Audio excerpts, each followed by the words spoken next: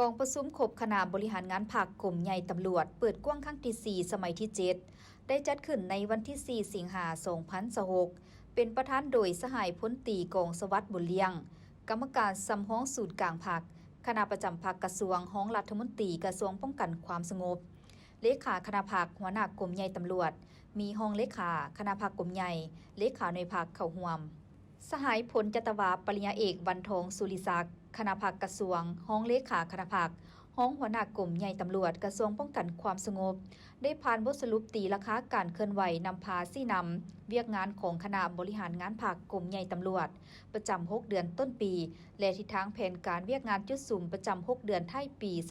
2026ให้ฮู้ว่า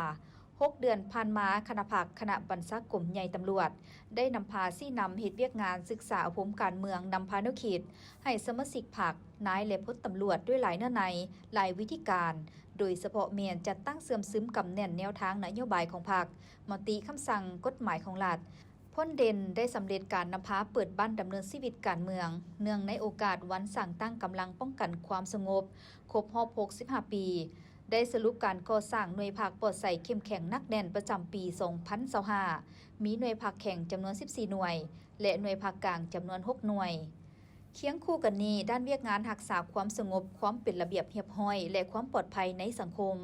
นำพาจัดตั้งปฏิบัติคำสั่งว่าด้วยการเพิ่มทวีเวียกงานสกัดกั้นและแก้ไขยาเสพติดแผนงานแห่งชาติคำสั่งเลขที่27/นย.ว่าด้วยการสกัดกั้นและแก้ไขปรากฏการณ์ย่อท้อในสังคมและนิติกรรมอื่นๆที่เกี่ยวข้องติดพันกับการปฏิบัติระบบประจำการตลอด24 ชั่วโมงและกวดการลาดตระเวนตามตัวเมืองสามารถเลิกฮื้อแก้ไขเป้าหมายอาชญากรรมต่างๆที่สร้างความบ่สงบอยู่ในสังคม6 เดือนผ่านมามีคดีเกิดขึ้น 8,651 เรื่องมั่งได้ 1,720 เรื่องกักผู้ถึงหาได้ 5,235 คน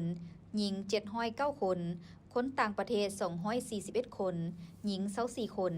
เคลื่อนไหวมั่งแก๊งคอเซ็นเตอร์3ครั้งมีผู้ถึกหา333 คนหญิง170 คนคนต่างประเทศ277 คนหญิง142 คน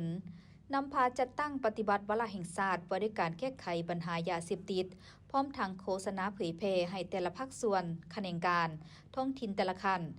สามารถม้างคดีกลุ่มแก๊งค้าขายยาเสพติดได้349 เรื่องกักผู้ถูกหา541 คนหญิง61 คนคนต่างประเทศ38 คนหญิง3 คนยึดของกลางประเภทยาบ้าได้ 13,174,127 เม็ด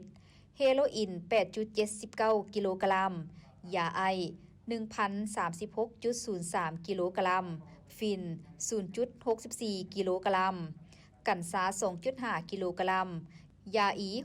63.5 กิโลกรัมกับ11 เม็ดและของกลางประเภทอื่นๆอีกหลายรายการ